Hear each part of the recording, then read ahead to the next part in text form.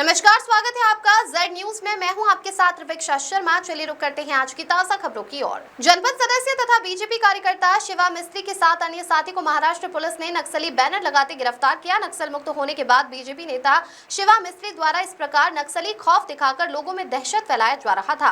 कांग्रेसियों ने बीजेपी नेता शिवा मिस्त्री के खिलाफ पनावार बाजार में प्रदर्शन करते हुए जमकर नारेबाजी की। साथ ही गृह मंत्री अमित शाह का पुतला दहन किया। पुतला दहन के दौरान पुलिस और कार्यकर्ताओं के बीच झूमा झपटी भी हुई।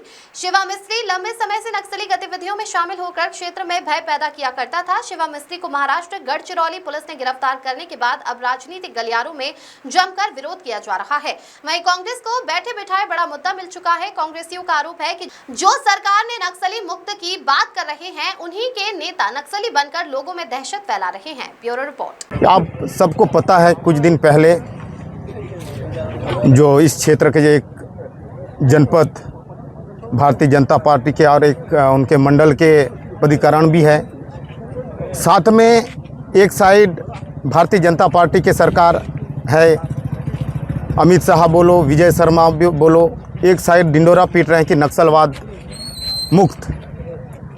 आप सबको पता है, कुछ दिन पहले ये हमारे यहाँ इस क्षेत्र के जनपद शिवा मिस्त्री ने कुछ दिन पहले सुरजागढ़ माइंस में जाकर ये छत्तीसगढ़ छोड़कर महाराष्ट्र में जाकर बैनर पोस्टर चिपकाते हुए पकड़ा गया है। तो ये शासन को एक कांग्रेस पार्टी की ओर से कहना चाहता हूँ कि एक साइड नक्सल खत्म और एक साइड उन्हीं के भारतीय जनता पार्टी के कार्यकर्ता और एक जनप्रतिनिधि एक बैनर पोस्टर चिपकाते हैं। तो कहीं ना कहीं भारतीय जनता पार्टी इनको, उनके कार्यकर्ता को नक्सल बनाकर भेजती है और इस क्षेत्र के लोगों को में दहशत फैलाती है। कुछ दिन पहले शिवा मिस्त्री नाम का एक व्यक्ति जो भारतीय जनता पार्टी का कार्यकर्ता है, पदाधिकारी है, उनके द्वारा बैनर पोस्टर लगाया जा रहा था। फर्जी नक्सलियों के नाम से बैनर पोस्टर लगा के एक दहशत बनाया जा रहा था। और मैं ये अवगत कराना चाहूँगा कि उनके द्वारा पूर्व से ही जो एक यहाँ से लगा हुआ है सुरजागढ़ माइंस है, उसमें लगातार इनके द्वारा नक्सलियों के साथ मध्यस्थता भी कराया गया था और उसी से ये दलाली खा रहा था। तो लगातार बीजेपी के संरक्षण में उनके कार्यकर्ताओं द्वारा नक्सलियों का समर्थन किया जा रहा है, नक्सली बन के उनके द्वारा लूटा जा रहा है। एक और केंद्र सरकार अमित शाह जी लगातार महीने में 2 बार आ रहे हैं और अपना खुद पीठ थपथपा रहे हैं कि नक्सलियों को हमने खत्म कर दिया। दूसरी ओर उनके ही कार्यकर्ता, उनके ही पदाधिकारी फर्जी नक्सल बन के क्षेत्र में दहशत बना रहे हैं, क्षेत्र को लूट रहे हैं, क्षेत्र में लूटपाट कर रहे हैं। तो ये कतई बर्दाश्त योग्य नहीं है। इसी को देखते हुए आज हमने अमित शाह जी का पुतला जलाया और उनको इस यहाँ से हम लोग कहना चाहते हैं कि आपका जो कथनी और करनी में अंतर है। बिल्कुल आपके कार्यकर्ता, आपके पदाधिकारी नक्सल बन के यहाँ क्षेत्र में दहशत फैला रहे हैं, तो बिल्कुल ये कांग्रेस पार्टी बर्दाश्त नहीं करेगा और लगातार इसके ऊपर आंदोलन करेगा, लगातार इसको पब्लिक तक लेके जाएगा, जन जन तक पहुँचाएगा कि आपके कार्यकर्ता, आपके पदाधिकारी फर्जी नक्सल बन के आज यहाँ लोगों से लूटपाट कर रही है। जो गृह मंत्री है लगातार देश में आम जनता को संदेश दे रहा है कि हम पूरी तरह से नक्सली को खत्म कर चुका है, लेकिन हाल ही में आप लोगों ने देखा है कि भाजपा के जो नेता है वो नक्सलाइट का बैनर पोस्टर लगाते हुए पकड़े गए। आखिर हमारे गृह मंत्री जी, देश के गृह मंत्री जी आम लोगों को क्या संदेश देना चाहते हैं? एक तरफ से कहते हैं कि हम नक्सलियों को खत्म कर रहे हैं और दूसरी तरफ से इन्हीं के नेता मंत्री नक्सलाइट का बैनर पोस्टर लगा के लोगों में फैला रहा है कि यहाँ नक्सलाइट अभी भी जिंदा है।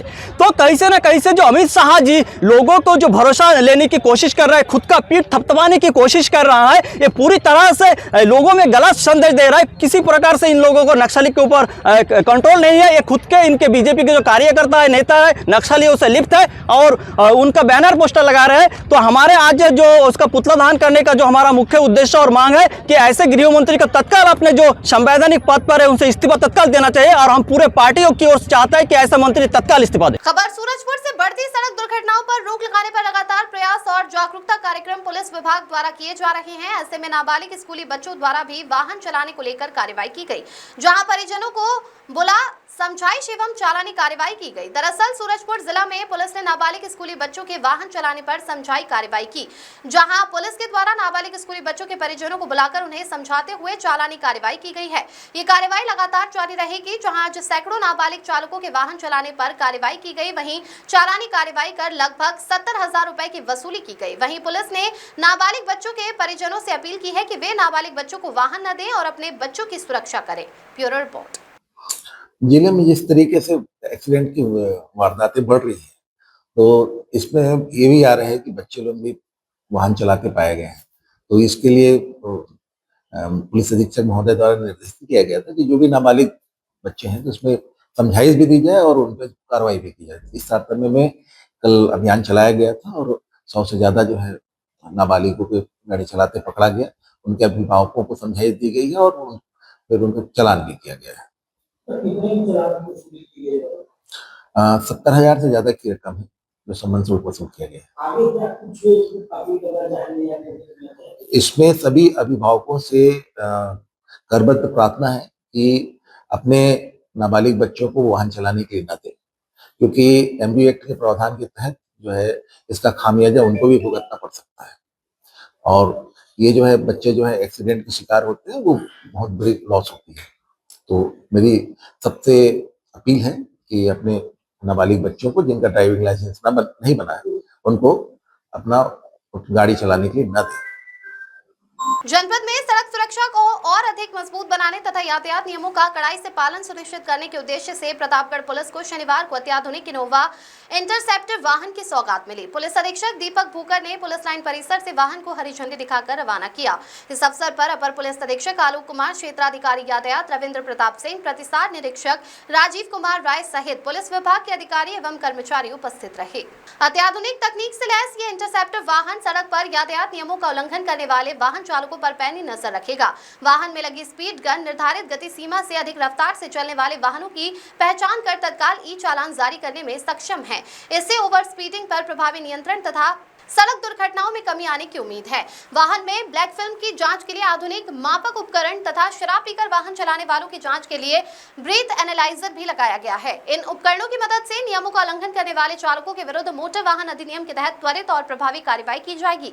पुलिस अधीक्षक दीपक भूकर ने बताया कि इंटरसेप्टर वाहन को राष्ट्रीय एवं राजमार्गों, दुर्घटना संभावित स्थानों तथा व्यस्त मार्गों पर नियमित रूप से तैनात किया जाएगा। इसका मुख्य उद्देश्य सड़क दुर्घटनाओं पर अंकुश लगाना, यातायात नियमों का पालन सुनिश्चित कराना तथा आम जन को सुरक्षित, व्यवस्थित और सुगम यातायात उपलब्ध कराना है। उन्होंने वाहन चालकों से अपील की है कि वे निर्धारित गति सीमा का पालन करें, शराब पीकर वाहन न चलाएं तथा सभी यातायात नियमों का पालन कर स्वयं और दूसरों की सुरक्षा सुनिश्चित करें। यह संस्करण समाचार पत्र प्रकाशन के लिए अधिक आकर्षक। Bureau report. काम करती है और सर क्या लक्ष्य निर्धारित किए गए हैं सर? आज प्रतापगढ़ पुलिस को, जो ट्रैफिक पुलिस है, उसको एक इंटरसेप्टर व्हीकल मिला और उसका आज मेरे द्वारा फ्लैग ऑफ किया गया है। इसमें जो व्हीकल मिला है, इसी में हमारा जो स्पीड गन है वो इसी में इंस्टॉल्ड है। तो ओवर स्पीडिंग के जो चालान हैं वो ऑटोमेटिकली उससे हो जाएंगे। हमारे इंटरसेप्टर को हम कहीं भी डिप्लॉय कर सकते हैं। उसके साथ साथ जो ब्लैक फिल्म है उसको मापने के लिए जो इंस्ट्रूमेंट्स हैं वो भी हैं। ब्रेथ एनालाइजर्स, जो ड्रंकन ड्राइविंग के जो चालान्स होते हैं उसमें भी वो मदद करेगा। तो ये व्हीकल जो है आज फ्लैग ऑफ मेरे द्वारा किया गया है।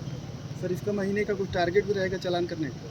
नहीं, देखिए ऐसा नहीं होता है। वायलेशंस जिसके अकॉर्डिंग होती है उसके अकॉर्डिंग ही लोगों के चालान किए जाते हैं।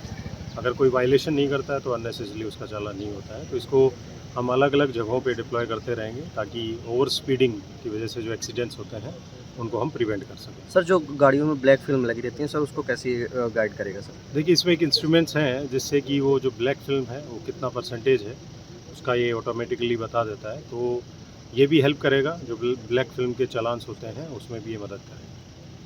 28 जुलाई को भारी बारिश से हुए जलभराव से नाले में गिरकर लापता हुई 11 वर्षीय कक्षा 4 की छात्रा चारू कश्यप का शव आखिरकार करीब 93 घंटे बाद बरामद कर लिया गया है। रेस्क्यू अभियान में जुटी जिला प्रशासन टीम, एसडीआरएफ, स्थानीय पुलिस और गोताखोर लगातार तलाश में लगे रहे।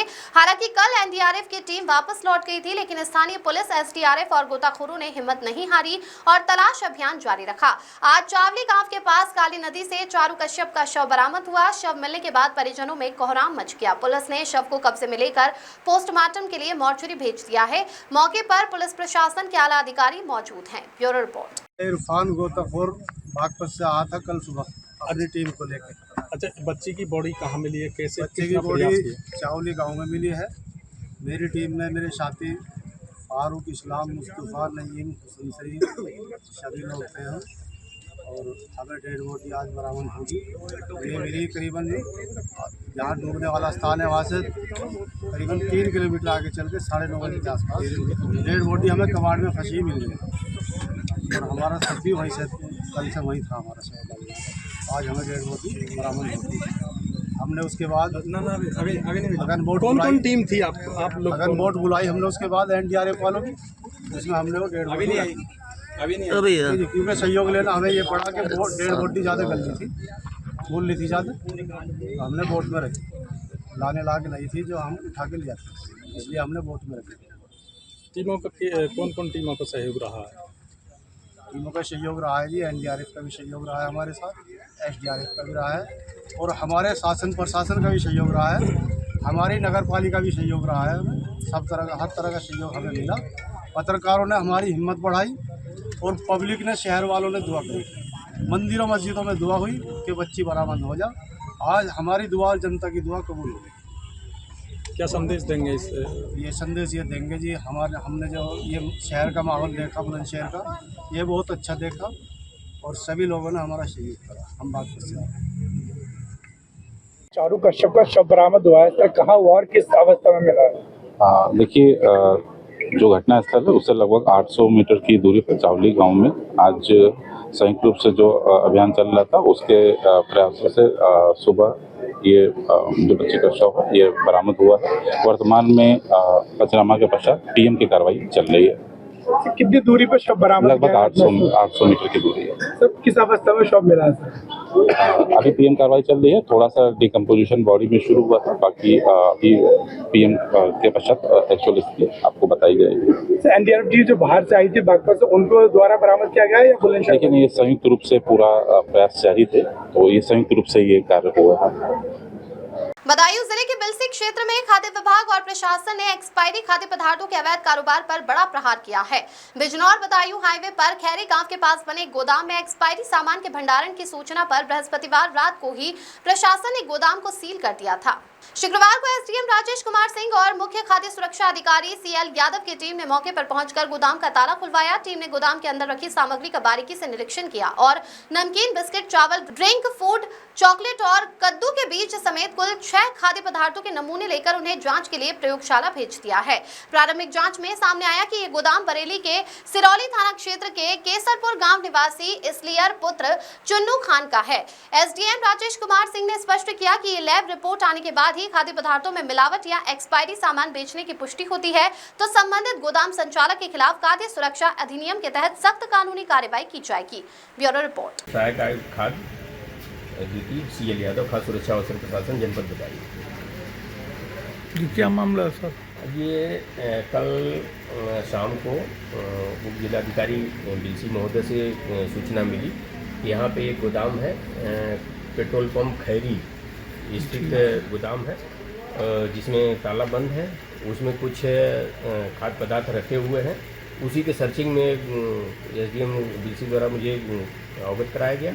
हम पूरी टीम के साथ आए थे, यहाँ ताला बंद था और बाकी कोई नॉन अवेलेबिलिटी ऑफ FBO, मतलब कोई ओनर न होने के कारण हम लोग कल कार्रवाई इसमें नहीं कर सके, उसमें सील करके चले गए थे।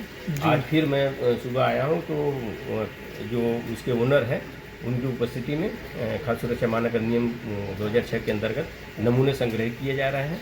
कुछ यहाँ पे सामान एक्सपायरी भी रखी हुई है, जैसे नमकीन हो गया, बिस्किट है और कुछ घी भी है, तो उसको भी देखा जा रहा है। अभी सर्चिंग चल रही है और ये सब नमूने भेजे जाएंगे खाद्य प्रयोगशाला वास्ते जाँच हेतु। जाँच रिपोर्ट प्राप्त होने के उपरांत खाद्य सुरक्षा मानक अधिनियम 2006 के अंतर्गत अग्रिम विधिक कार्रवाई की जाएगी।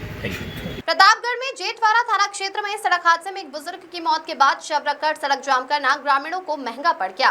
पुलिस ने शनिवार को मामले में 7 नामजद समेत 67 लोगों के खिलाफ केस दर्ज किया है। इन पर सरकारी कार्य में बाधा, मारपीट, गाली गलौज और धमकी सहित कई धाराओं में कार्रवाई की गई है।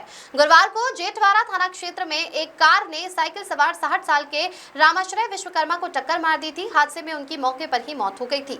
शुक्रवार को पोस्टमार्टम के बाद जब परिजन शव लेकर गाँव पहुंचे तो ग्रामीणों ने जेठवाड़ा कुंडा मार्ग पर शव रखकर जाम लगा दिया। जाम के कारण मार्ग पर वाहनों की लंबी कतार लग गई और यातायात पूरी तरह प्रभावित हो गया। पुलिस से धक्का मुक्की का आरोप। पुलिस के मुताबिक जाम खुलवाने पहुंची टीम के साथ कुछ लोगों ने कथित रूप से हाथापाई की, गाली गलौज की और सरकारी कार्य में बाधा डाली। काफी देर तक समझाने बुझाने के बाद पुलिस ने जाम समाप्त कराकर यातायात सामान्य कराया। 7 नामजद 60 अज्ञात पर केस। घटना के बाद एक दरोगा की तहरीर पर 7 नामजद और 60 अज्ञात लोगों के खिलाफ FIR दर्ज की गई है। नामजद आरोपियों में अशोक यादव, देवेंद्र यादव, विनोद विश्वकर्मा, आशीष पवन और राम सिंह सहित 7 लोग शामिल हैं। पुलिस अन्य आरोपियों की पहचान भी कर रही है। सीओ बोले, विधिक कार्रवाई जारी। सीओ सदर मनोज रघुवंशी ने बताया कि सड़क पर जाम लगाकर आवागमन बाधित करने और सरकारी कार्य में बाधा डालने के मामले में कुल 67 लोगों के खिलाफ मुकदमा दर्ज किया गया है। आरोपियों के खिलाफ विधिक कार्रवाई की जा रही है और उनकी गिरफ्तारी के प्रयास जारी है। Bureau report. जनपद प्रतापगढ़ के थाना जेठवाड़ा क्षेत्र में दिनांक 30/7/26 को सुबह 5 बजे करीब रामाश्री विश्वकर्मा साइकिल से जा रहे थे, जिनका एक्सीडेंट अज्ञात कार चालक द्वारा कर दिया गया था। इसमें भुवनेश्वरी देवी को भी चोटें आई थी।